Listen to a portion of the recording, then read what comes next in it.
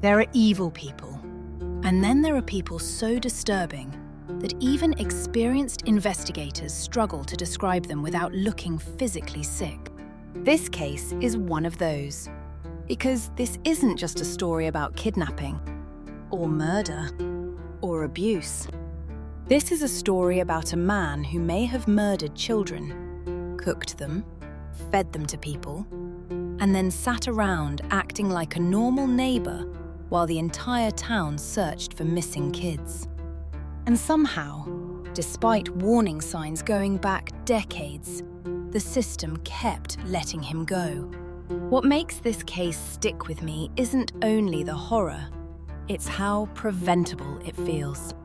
There were reports, victims, witnesses, psychologists warning everyone that this man was dangerous.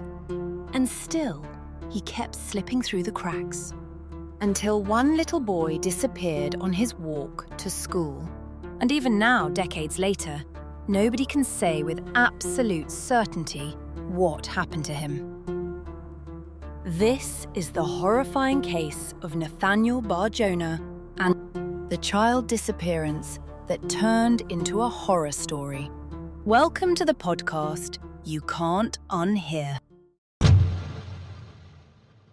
Great Falls, Montana, mid-1990s.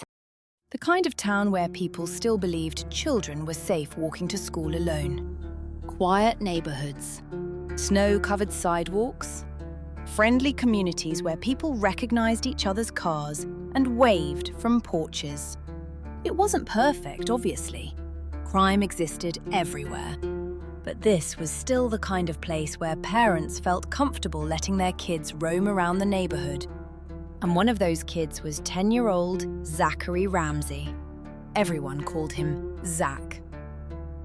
By all accounts, he was energetic, funny, social, just a genuinely lovable kid. Teachers liked him, friends liked him. He was the type of child who filled space with noise and excitement. The kind of kid who makes a house feel alive. Every morning before school, Zach and his friends would meet up early to mess around before class started. That routine became part of the rhythm of daily life. Until February 6th, 1996. A freezing Tuesday morning. Zach got ready for school wearing his usual winter clothes. Denim jacket, football jersey, jeans, black sneakers. Nothing unusual. No signs that this would be the last morning anyone would see him alive. And this part always gets me. Apparently, he almost forgot his lunchbox because he was so excited to leave for school. That tiny detail hurts for some reason. Because it reminds you how normal this morning was to him. To Zach, this wasn't the day he disappeared. It was just another Tuesday. The walk to school was short, about 6 blocks. Like many kids, Zach used shortcuts through alleys to get there faster. And somewhere in one of those alleys, he vanished. No scream. No struggle anybody clearly witnessed. Nothing. Just gone.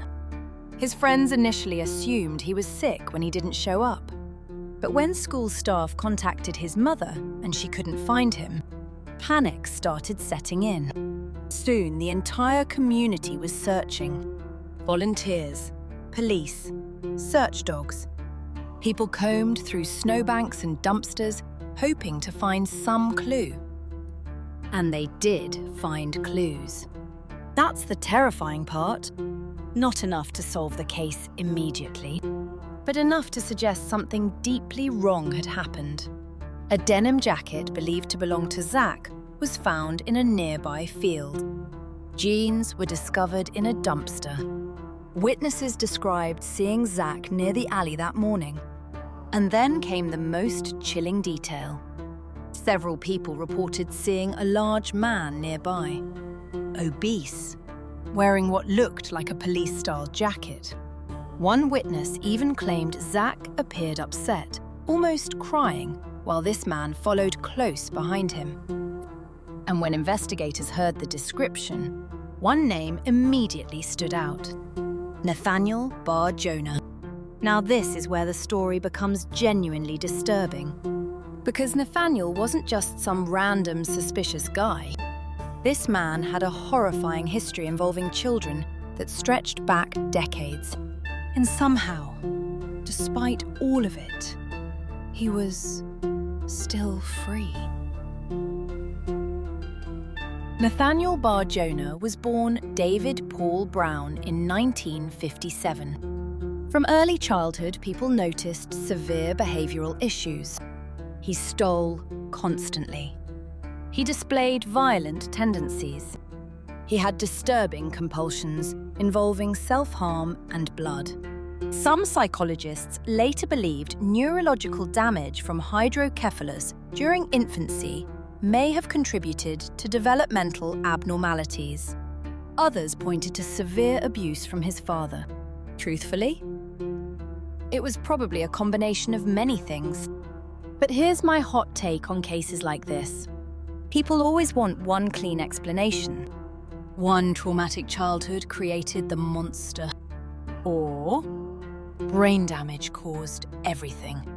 But sometimes evil develops through layers. Biology, trauma, fantasy, opportunity, escalation. And when nobody intervenes properly, those layers harden into something terrifying. Because Nathaniel's behavior didn't suddenly appear overnight. It escalated for years. At 7 years old, he allegedly lured a girl into a basement and attempted to choke her. As a teenager, he wore fake police-style clothing and tried luring boys into isolated places. Then the crimes became more violent. Kidnappings, sexual assaults, torture. At one point, he abducted 2 boys while pretending to be an undercover FBI agent. He handcuffed them, beat them, nearly killed one. And somehow, despite everything, the justice system repeatedly failed to keep him contained. Probation instead of prison. Psychiatric evaluations claiming he was improving. Miscommunication between agencies. Records not shared properly. One state literally shipped him off to another like he was someone else's problem. And that detail makes me furious. Because when dangerous predators aren't properly monitored, innocent people pay the price. Not the system. Not the courts. Children. By the early 1990s, Nathaniel relocated to Great Falls, Montana. On the surface, he tried blending in. But predators rarely stop being predators. They adapt. That's something people miss. A lot of offenders don't suddenly become normal. They just learn patience. They change, but not for the better. And according to witnesses, Nathaniel spent years lurking near schools, observing children, wearing fake authority clothing, carrying badges and pepper spray. Almost like he was rehearsing fantasies in real life. Then Zach disappeared, and Detective Bill Belushi became obsessed with the case. I want to thank him. Sometimes one determined detective matters more than entire systems, you know. Belushi immediately suspected Nathaniel. Witnesses placed him near the alley. The car description matched. His history fit perfectly. But prosecutors initially struggled getting search warrants approved. And for years, Nathaniel stayed just outside their reach. That is creepy. Imagine living in that town, knowing a suspected predator was just around. Shopping, walking around, existing, while a missing child case remained unsolved. Finally, in December 1999, police caught a break. Detective Belushi spotted Nathaniel hanging around elementary schools again, dressed in police-style clothing while carrying suspicious items. This finally gave authorities enough to act. Police searched his home, and what they found feels like something from a horror movie. They discovered coded journals. At first, investigators thought maybe they were encrypted communications. Instead, they turned out to be recipes. Recipes with names like Little Boy Pot Pie, French Fried Kid, Little Boy Stew. Even typing those words feels disgusting. And look, investigators never conclusively proved cannibalism tied directly to Zachary Ramsay. But the evidence surrounding Nathaniel was horrifying enough that many believe it was possible, especially after investigators uncovered additional details. There were large, blood-stained areas scrubbed with bleach, meat grinders containing suspicious hair samples, bone fragments belonging to unidentified boys, cookouts hosted shortly after Zach disappeared, where neighbours reportedly ate strange-tasting deer burgers. And then there was the notebook entry, a list of boys' names. The final name, Zachary Ramsay, followed by one word, died. That single word is haunting, because it reads less like speculation and more like a record. But the biggest twist in this entire story, despite all this evidence, Nathaniel was never convicted of Zach's murder. No body was ever officially recovered. No direct forensic evidence conclusively tied him to Zach's death. And Zach's mother, devastated by grief, refused to believe her son was dead. Apparently, a psychic convinced her Zach was alive somewhere in Italy. It's so sad. A mum losing her son. I can't imagine the pain. When grief becomes unbearable, the brain will grab onto anything that leaves even a tiny opening for hope. Sometimes hope is easier than reality. Eventually, Nathaniel was convicted on other child-related offences and sentenced to 130 years in prison.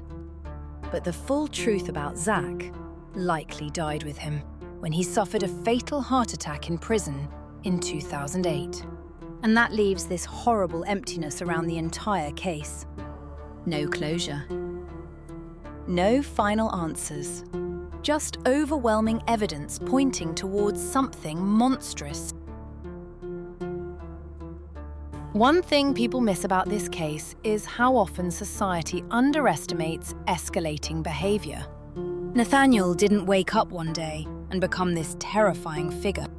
There were warning signs since childhood. Violence, obsession, manipulation, predatory fantasies. And multiple professionals literally warned that he remained dangerous.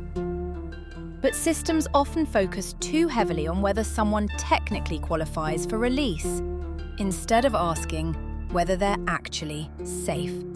There's also another uncomfortable reality here. Predators frequently weaponize authority. Fake police jackets, badges, uniforms. Because children are taught to trust authority figures automatically. That's why cases involving impersonation feel extra disturbing. They exploit the very instincts meant to keep kids safe. And maybe the darkest part of all, Nathaniel kept getting second chances. Meanwhile, his victims never got theirs.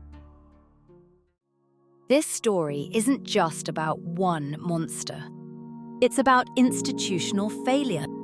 About what happens when warning signs are minimized over and over again. And it's also about how evil rarely looks dramatic in real life. Sometimes it looks like a weird neighbor, a lonely man, a socially awkward guy people feel uncomfortable around, but can't quite explain why. That's why trusting instincts matters. So many witnesses in this case remembered feeling unsettled around Nathaniel long before Zach disappeared. That discomfort existed for a reason. And I think that's what lingers with me most. The image of a little boy walking to school on an ordinary winter morning, while a predator watched from a parked car nearby. Zach probably thought he was completely safe, because children should be safe walking to school. The fact that he wasn't is what makes this case so devastating. As always, stay safe out there, guys. See you on the next episode of the podcast You Can't Unhear.